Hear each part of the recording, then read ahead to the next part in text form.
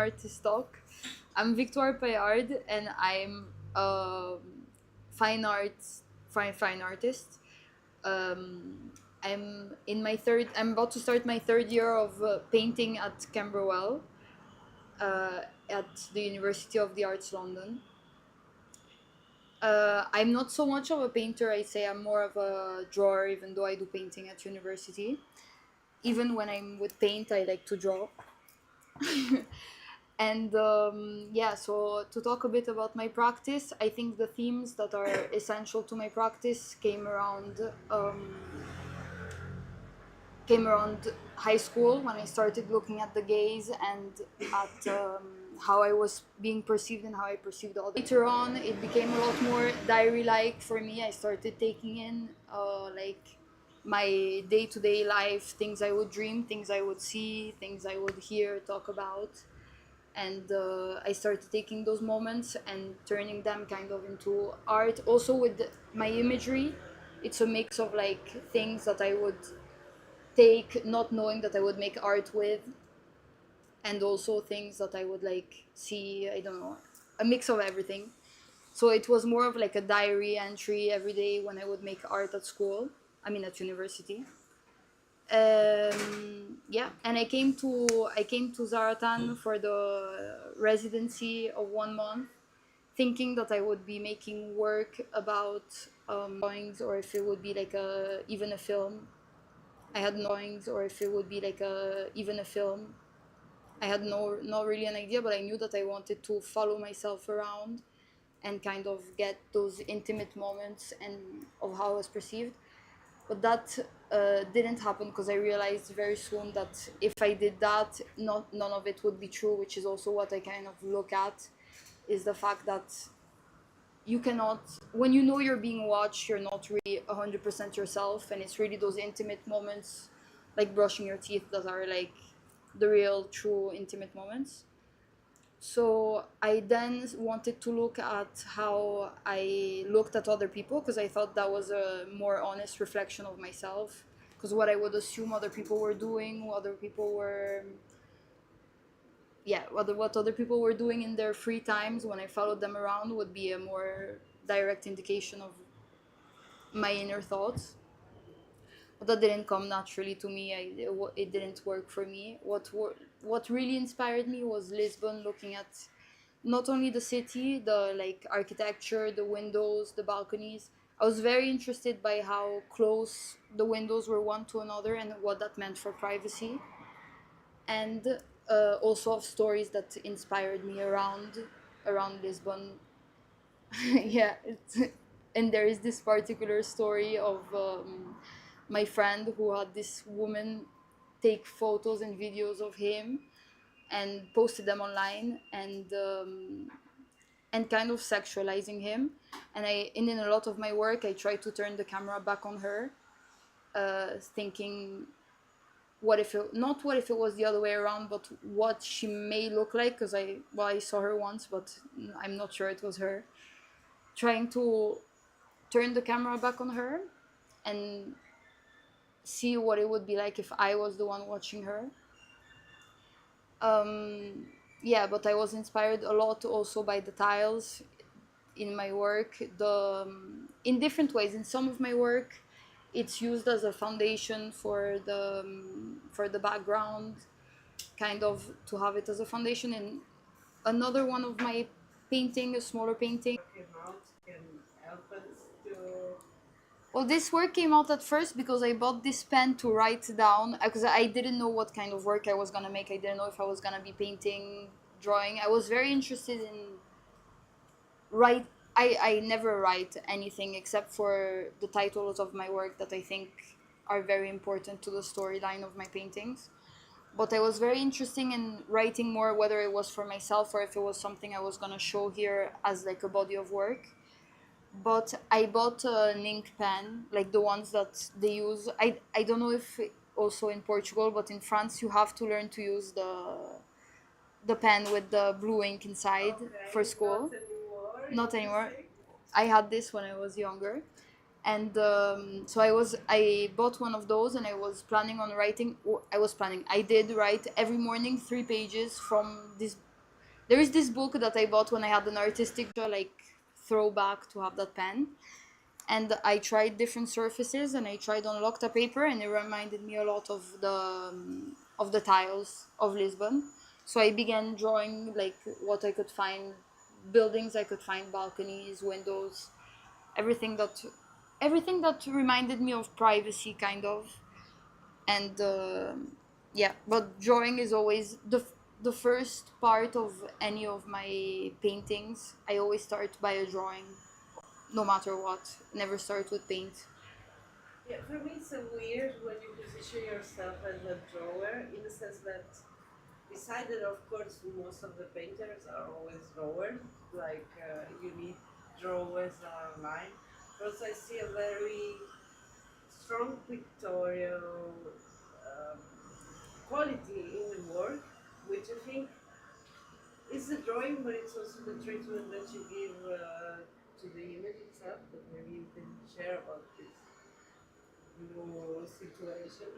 I didn't I didn't understand. I think this treatment of using glue on top of, it's a way Ah, of yeah, painting yeah. that drawing and making it be something more watery. Yeah, no, yeah, I use a layer of glue on top to kind of gloss it, because to me it doesn't feel finished as just a drawing.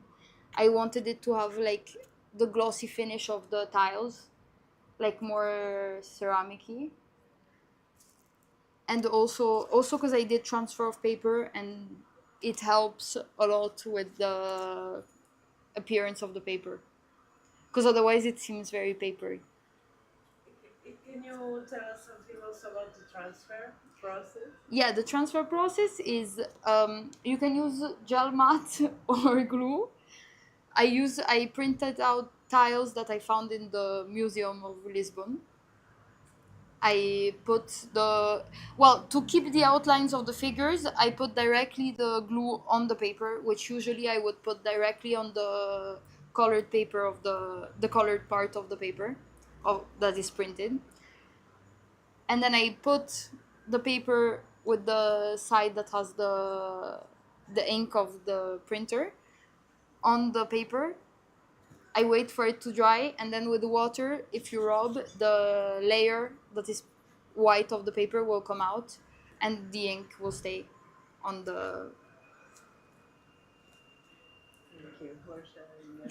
Thank you. Just because I think something very interesting about your practice is also this intertwining of experimenting with material, with substances, with transferring, with photography.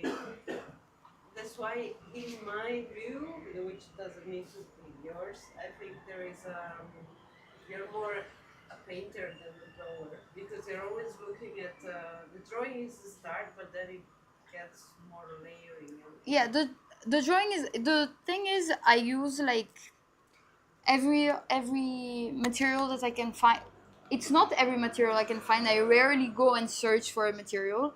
Every material that is near me, because I'm very messy, I think, and very on the spot and impatient, I use whatever is next to me, and whatever comes out from that experiment will be like whatever failed experiment will be what comes out. And then if I like it, it's something that will stay and something that will happen. For example, last year I was experimenting with cyanotype, and it's something that I always had in my studio space. And at some point, instead of doing prints with the sun with cyanotype, I ended up painting directly with cyanotype, and it became a big part of my practice, which I use a lot more. Instead of using blue pigments in my paint, I use directly cyanotype. And I do that with like most materials. Like this paper at first, I used it for another series of not drawings actually, of transfers. And I used it because it was the first thing that I could grab on my desk, and it became like the main part of one of my projects, because it's very well, now it's quite glossy and hard, but it's very very thin, and it lays out. But I experiment the most with things that are near me, and most of my work come from failed experiments or just experiments with materials. another question that has been bumped up during the residency. I'm curious about your opinion. There is a lot of female of nudity of females in your work, and I often think that most of the painting we see it's a person that is painted, a naked woman that is painted by a painter, by a male figure. Mm-hmm. Do you do you consider this into your art? Do you feel being a woman and a representing woman is different from another objectification of the human body, or is it something that is just lateral to your No, issue? I think definitely it depends. There are like I like to paint women in general.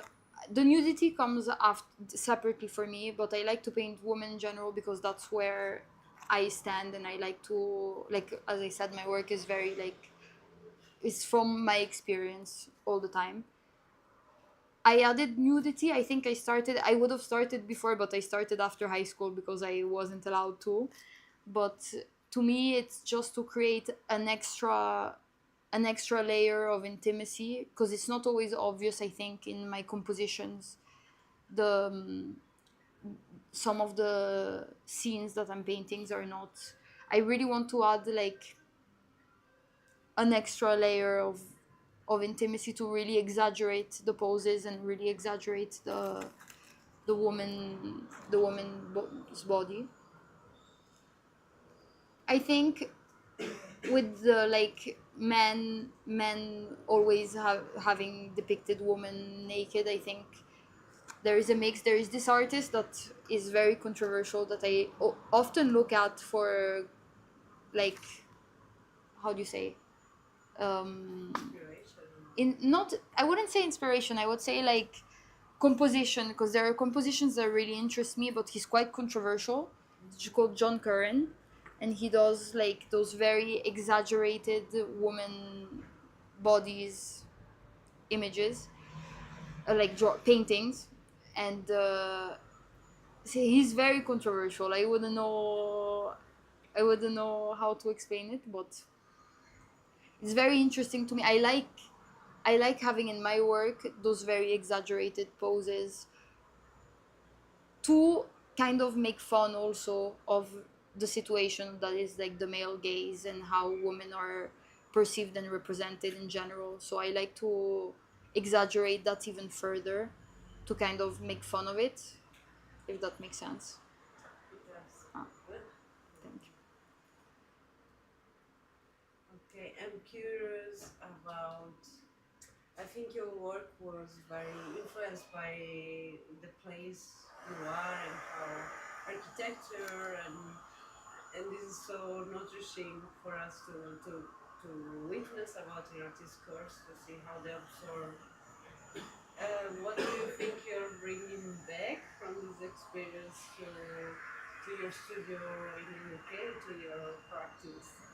I, Or I think a lot. I think not only I'm bringing back a place I want to come back to live in, but I think I'm bringing back. Well, one thing that struck with me, I think the most, but as I said before, is the proximity in the windows. That is something that really really interested me, and we've had, I don't know, I don't remember who I've had the discussion with. I think Jose, about how no, I don't remember who said this, but that people here really like to keep their windows shut, and not only for the heat but also for privacy compared to some other places. That's something that really interested me, and something that I wasn't doing at all when I was here, and I was thinking always the entire time like, will people think like, are people seeing me change and thinking, oh, she's weird? That is something that I don't know, something that I'm really thinking about now a lot. It it's very random, but it's I think this is definitely something I'm bringing back and something that I'm gonna be looking at. Um, and wonderful memories. yeah, I'm very happy we're not wishing your voyeuristic No, journey. I didn't. I didn't follow anyone around. And As it's planned. interesting if you can share your influence about the work of Sophie Calle. Yeah. Actually, so my first idea when I came here was to follow myself around, and it was very inspired by Sophie Cal's work, where she asked her mom to hire a private detective to follow her around and write as many evidences as possible. Not evidences, but to write as much as possible, like ask the detective to write a report about her. And that's kind of what I wanted to do on myself, but it was completely impossible because I would have never, because I'm very private of a person. I think it would be very hard for me to be completely transparent and let that, like, write down or even show anything that was true. I think it would all be a performance, which wouldn't have been uninteresting, but it wouldn't have been what I was searching to do. So yeah.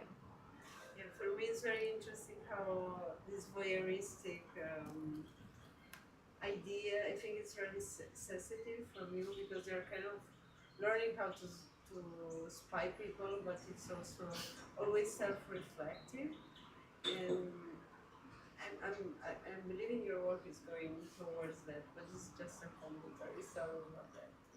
It might be but yeah, I think following people, like being me myself the voyeur, tells a lot more about who I am than if I was to do work about me directly.